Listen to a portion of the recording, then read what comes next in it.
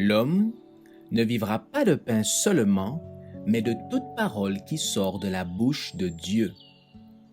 Voici votre moment de méditation quotidienne.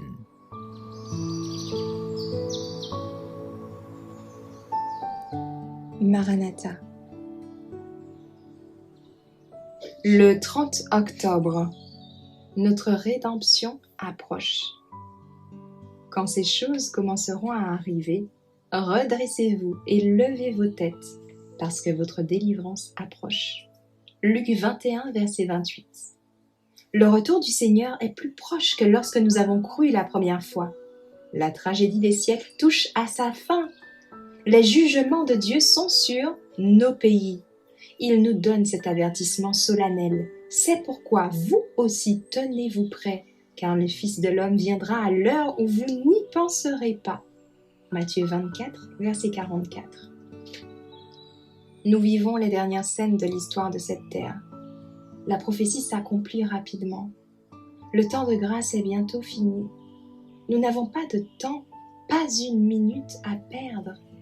Prenons garde de ne pas nous endormir, que nul ne dise en son cœur « Mon maître tarde à venir », que le message de la venue prochaine du Christ résonne en sérieuses paroles d'avertissement.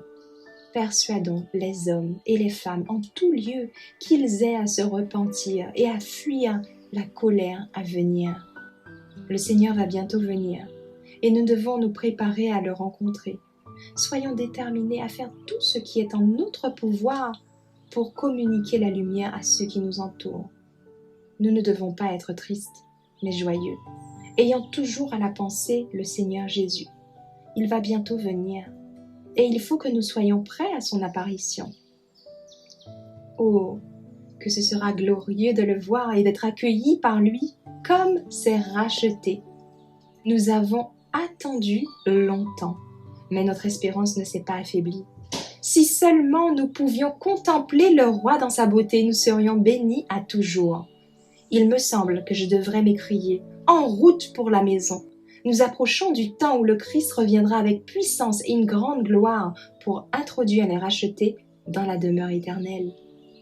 Nous avons longtemps attendu le retour de notre Sauveur, mais la promesse n'en est pas moins certaine.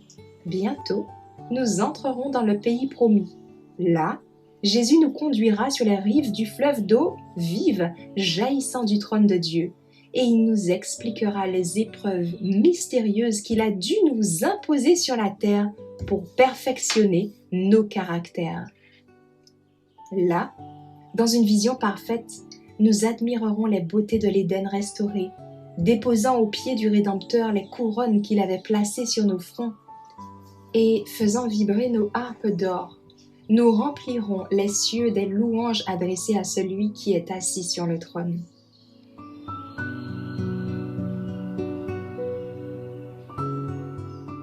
Merci d'avoir écouté cette présentation.